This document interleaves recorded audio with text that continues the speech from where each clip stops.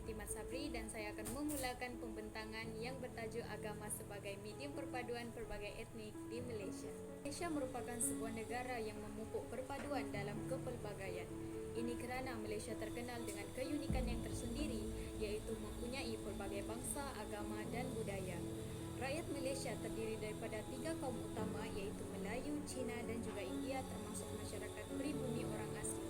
Terdapat juga pelbagai etnik yang terdapat di kawasan Borneo iaitu Sabah dan Sarawak, di mana Sarawak mencatatkan lebih kurang 27 etnik, manakala di Sabah pula mempunyai lebih kurang 32 etnik yang terkenal sebagai negeri yang kaya dengan pelbagai dialek, budaya dan agama. Ini membuktikan bahawa Malaysia merupakan sebuah negara yang kaya dengan kepelbagaian etnik, budaya dan agama yang menjadikan Malaysia terlihat harmoni. Kepelbagaian ini mendorong kepada pembinaan sebuah negara bangsa yang berjaya dan menjadi contoh kepada negara lain disebabkan oleh kesatuan dan kemakmuran antara etnik yang terdapat di Malaysia walaupun berbeza agama. Kepelbagaian agama dapat mengekalkan keteguhan perpaduan antara etnik dengan mempraktikkan sikap saling menghormati dan bertoleransi sesama rakyat Malaysia. Sikap toleransi beragama sangat penting kerana ianya melibatkan sikap untuk menghormati dan terbuka kepada penganut agama lain dengan tidak menyebut perkara berkaitan sensitiviti, keagamaan dan juga tidak melanggar syariat yang ditetapkan agama kerana dalam sebuah negara yang mempunyai masyarakat majmuk, rakyat Malaysia perlu menekankan sikap penerimaan dalam kalangan rakyat berbilang kaum, iaitu sesuatu kaum harus menerima keunikan budaya atau agama kaum yang lainnya seadanya supaya masyarakat lain dapat hidup bersama dengan aman dan damai dalam satu negara. Masyarakat perlu memberi ruang kepada semua kaum untuk mengamalkan atau menganuti agama masing-masing tanpa campur tangan satu sama lain dan sebarang masalah hendaklah diselesaikan dengan bijak dan bertoleransi untuk memelihara perpaduan. Masyarakat sekaligus dapat menjadi masyarakat yang lebih terbuka untuk mengenali dan memahami setiap agama yang ada dalam negara ini. Sikap keterbukaan ini dapat mengukuhkan lagi perpaduan kerana mencapai kesepahaman antara kaum yang berbeza agama. Hai, saya Ain Fadila. Interaksi interagama ataupun komunikasi antara agama yang berlainan juga penting dalam membentuk perpaduan. Memahami dan menghormati agama lain sangat dititikberatkan dalam Islam. Malaysia mempunyai pelbagai pemahaman dalam bidang politik, agama, ekonomi, kebudayaan dan lain-lain. Perbezaan inilah yang membuatkan Malaysia sebuah negara yang unik dan dihormati. Setiap perbezaan ini mempunyai pelbagai penerimaan dan pemahaman. Oleh sebab itu, sebarang pemaksaan dalam beragama adalah di luar kemampuan seseorang manusia seperti yang disebut dalam Surah Yunus ayat 99 yang bermaksud, dan jika Tuhanmu mengkehendaki, nescaya berimanlah sekalian yang ada di atas muka bumi. Maka patutkah engkau mahu memaksa manusia supaya mereka menjadi orang-orang yang beriman? Potongan ayat daripada surah Yunus ini menunjukkan bahawa kepelbagaian agama ini bukanlah satu bentuk penguasaan terhadap agama lain. Walhal dalam ayat ini menekankan toleransi dan pergaulan yang baik sesama kita. Islam sangatlah menitikberatkan kebebasan beragama dan perlu disertakan dengan penghormatan dan meraihkan perbezaan antara agama tersebut dengan syarat tidak ada sebarang campur tangan dan merendah-rendahkan agama lain secara terbuka ataupun berlebih-lebihan.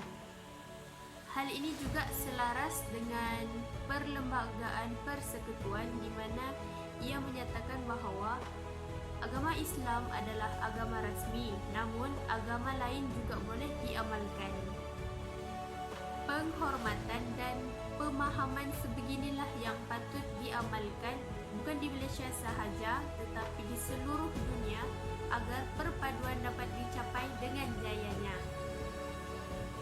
Menurut Al-Qaradawi, terdapat beberapa prinsip dan juga asas yang boleh diamalkan oleh umat Islam dalam mewujudkan perpaduan, iaitu semua Muslim tidak dituntut untuk memusuhi golongan non-Muslim atas kepercayaan mereka dan berpegang teguh kepada hak kebebasan agama yang tercatat dalam Perlembagaan Persekutuan. Selain itu, umat Islam perlulah menunaikan tanggungjawab kita terhadap sesama manusia yang diperintahkan oleh Allah Subhanahu Wa Taala. Jika prinsip-prinsip ini diamalkan dengan baik, maka kita akan melahirkan masyarakat yang bertolak ansur dan menerima interagama secara baik. Kita ambil contoh semasa pemerintahan Islam di Madinah. Rasulullah SAW tidak mengganggu golongan Yahudi yang mempunyai institusi akademik, iaitu Bait al-Midras. Bait al-Midras ini ialah institusi di mana mereka melakukan penterjemahan dan mengkaji kitab Taurat. Pada waktu itu, golongan ini bebas melakukan kegiatan mereka tanpa sebarang gangguan selagi mana mereka tidak mengganggu ataupun mengancam agama Islam. Selain itu, ketika peperangan Khaybar, di mana sahabat telah merampas lembaran-lembaran kitab Taurat, hal ini kerana telah berlaku penyelewengan terhadap Allah dan Rasulullah yang terdapat di dalam kitab itu. Namun apabila Rasulullah mengetahui hal ini, Rasulullah menyuruh para sahabat untuk mengembalikan lembaran-lembaran Taurat itu kepada golongan Yahudi semula. Di sini kita dapat melihat cara Rasulullah menghormati agama lain. Oleh itu, asas interaksi interagama patut diamalkan agar perpaduan dapat dicapai. Hai, saya Haryati binti Yahya dan saya akan menjelaskan mengenai langkah-langkah untuk menjadikan agama sebagai medium perpaduan etnik di Malaysia. Pertama, mengambil iktibar daripada Piagam Madinah. Piagam Madinah adalah satu perlembagaan bertulis yang pertama di dunia yang telah diasaskan oleh Nabi Muhammad SAW pada tahun 622 Masihi bersamaan dengan tahun pertama Hijrah. Piagam Madinah ini mempunyai 47 fasal yang mana 23 fasal adalah berkaitan dengan peranan sesama umat Islam, manakala 24 fasal mengenai hubungan umat Islam dan bukan Islam, iaitu Yahudi. Pelaksanaan Piagam Madinah ini adalah bukti bahawa masyarakat majmuk itu boleh hidup secara aman dan juga harmoni. Oleh itu, wajarlah kita untuk meneladani intipati Piagam Madinah sesuai dengan Islam sebagai agama persekutuan Malaysia. Berikut merupakan beberapa fasal yang terkandung dalam Piagam Madinah.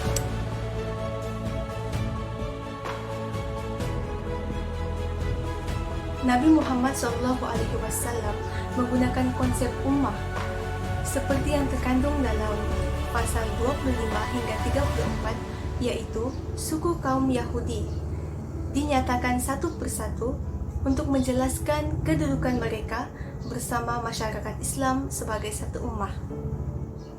Fasal tersebut juga menjelaskan bahawa masyarakat bukan Islam diberi kebebasan beragama.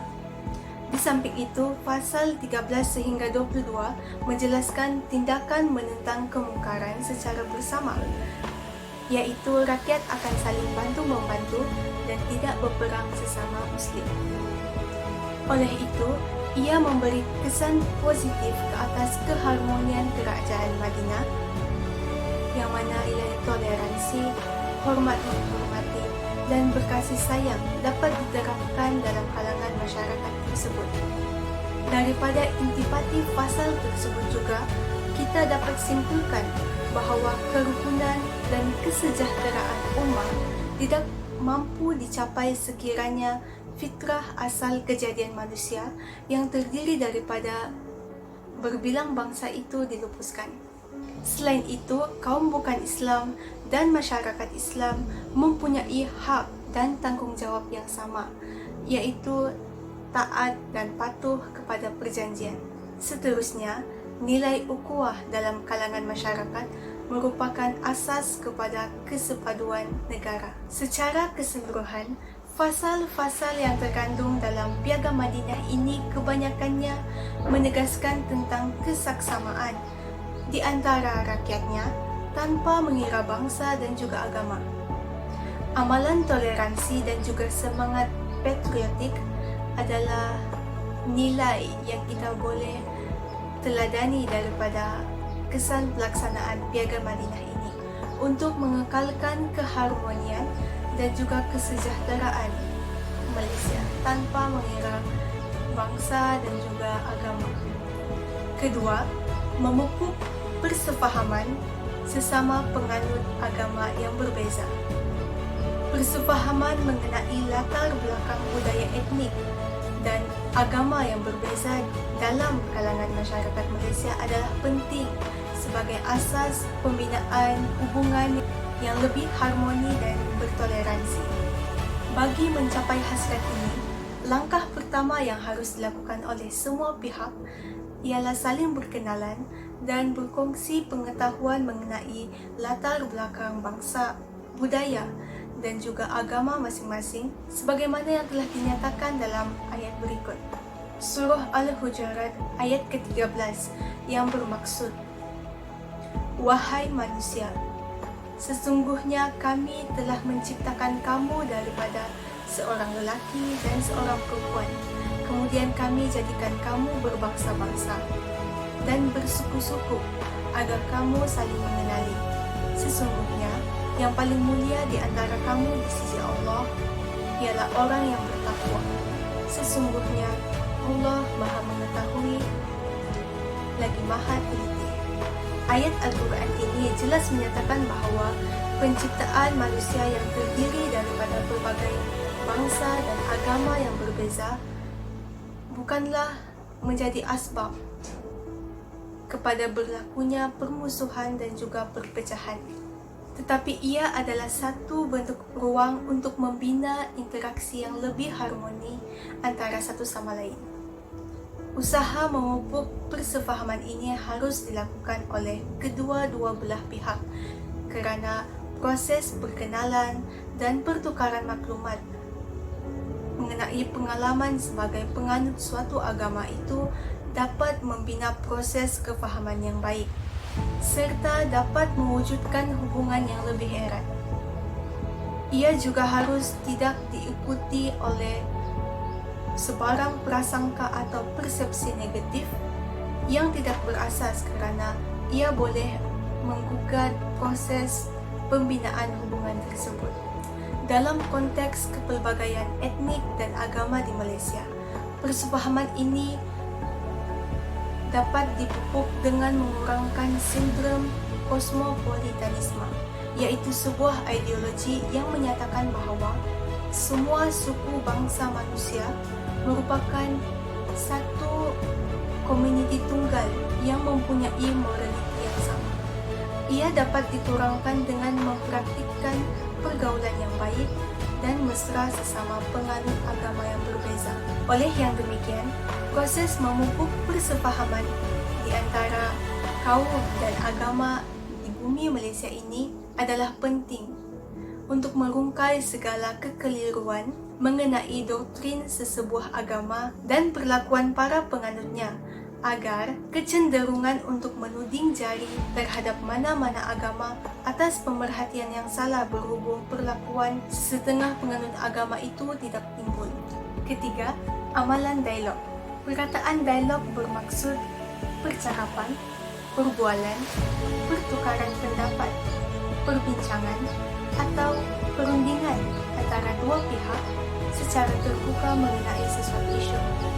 Secara terperinci, dialog boleh ditakrifkan sebagai satu medium interaksi yang membawa kepada pertemuan antara dua pihak atau lebih dan melibatkan perbincangan mengenai isu-isu yang boleh menimbulkan perbezaan pendapat, keraguan dan juga salah faham. Ia bukan hanya tertumpu kepada konflik dan juga krisis yang dihadapi oleh masyarakat. Dialog juga penting dalam mewujudkan persefahaman dan keharmonian dalam kalangan masyarakat yang tinggal bersama. Oleh yang demikian, dialog antara agama adalah satu mekanisme yang mampu mewujudkan semangat perpaduan di antara rakyat Malaysia yang berbilang kaum dan juga agama. Amalan dialog perlu diterima secara positif dan secara terbuka oleh semua penganut agama di Malaysia sebagai langkah pertama untuk merealisasikan objektif dialog. Dalam pada itu, terdapat etika khusus yang patut dipatuhi oleh pihak-pihak tertentu untuk menjamin keberkesanan dialog tersebut. Etika yang pertama, pemahaman asas yang berteraskan konsep tauhid yang terkandung dalam ajaran agama Islam tidak boleh dijejaskan. Dalam pada itu, segala bentuk pendekatan ala sekularisme yang menolak unsur ketuhanan dalam kehidupan manusia dan bergantung kepada akal dan nafsu semata-mata mestilah dielakkan semasa sesi berdialog antara agama. Etika yang kedua, pengakuan terhadap kewujudan elemen universal di antara agama besar dunia tanpa melibatkan persoalan akidah. Etika yang ketiga, penerimaan terhadap pluralisme agama yang positif.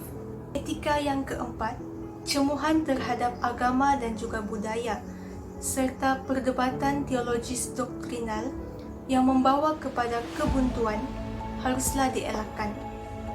Etika yang kelima, mengamalkan sikap toleransi sesama penganut agama yang berbeza untuk mencegah daripada berlakunya sesuatu konflik. Etika yang keenam, kerukunan di antara penganut agama dipelihara. Etika yang ketujuh, menghindari 3 gejala negatif yang dilarang oleh semua agama dan etika manusia sejagat. 3 gejala negatif ini ialah ekstremisme, chauvinisme dan fanatisme yang membawa kepada terorisme yang mana seringkali berkembang dalam paradigma, strategi dan taktik kesan daripada perkembangan hyperteknologi. Secara tuntas, keberkesanan dialog agama ini perlu diiringi oleh golongan pakar serta komitmen para penganut agama untuk mengenal pasti isu-isu yang perlu didialogkan demi kepentingan manfaat bersama. Hai, nama saya Fana Michelle Alaksana. Saya akan membentangkan tentang kesan-kesan mengamalkan ajaran agama. Salah satu kesan daripada mengamalkan ajaran agama ialah negara menjadi aman dan harmoni. Agama dapat dijadikan sebagai jambatan perdamaian dunia kerana semua ajaran agama mengajar kita untuk saling menghormati dan menyayangi antara satu sama yang lain walaupun berbeza agama. Setiap orang di dunia ini mempunyai ideologi dan agama berbeza. Namun, sekiranya semua orang mengikuti ajaran agama iaitu saling menghormati hak asasi manusia dan menjauhi perbuatan menghina orang lain, maka dunia akan menjadi aman sehingga akhir zaman. Sesebuah negara itu dapat terhindar dari ancaman luar dan dalam kerana hubungan masyarakat yang harmoni boleh mewujudkan benteng pertahanan yang kukuh. Contoh ancaman luar ialah seperti isu sempadan negara, manakala ancaman dalaman pula adalah kegiatan pemalsuan dokumen penting kerajaan. Ancaman jenayah seperti jenayah berkaitan dadah, jenayah rokok dan pembunuhan juga dapat dikurangkan kerana orang yang mengamalkan ajaran agama tidak akan berani untuk melakukan perbuatan keji tersebut. Negara yang aman juga menjadi salah satu faktor untuk menentukan sama ada sesebuah negara itu maju ataupun tidak. Semakin tinggi tahap keamanan negara, semakin stabillah ekonomi di negara tersebut. Banyak pelabur asing datang melabur karena mereka tidak perlu merasa bimbang terhadap modal yang banyak mereka laburkan di negara tersebut. Ekonomi negara yang kukuh menyebabkan negara menjadi maju dan taraf kehidupan rakyat juga meningkat. Jurang perbezaan antara rakyat dari segi ekonomi juga dapat dihapuskan. Seterusnya, asimilasi kebudayaan dapat diwujudkan karena berbagai agama, budaya serta bahasa terdapat di sesebuah negara itu. Asimilasi kebudayaan ini memberi kesan positif karena ia meningkatkan kesadaran rakyat untuk bersikap lebih terbuka bagi memahami dan mengenali agama kaum lain. Kepelbagaian budaya dan agama ini dapat mengeratkan hubungan silaturahim masyarakat yang berbilang kaum. Sebagai contoh, di Malaysia, aktiviti ziarah mazari ketika musim perayaan seperti Hari Raya Aidilfitri dan Tahun Cina dapat mempereratkan hubungan karena kita akan lebih memahami tentang agama dan kaum lain. Asimilasi kebudayaan inilah yang memberi keunikan kepada sesebuah negara. Hal ini dapat menarik minat pelancong asing untuk datang bagi mempelajari agama, budaya, dan bahasa yang pelbagai. Berikut adalah kesan-kesan daripada mengamalkan ajaran agama.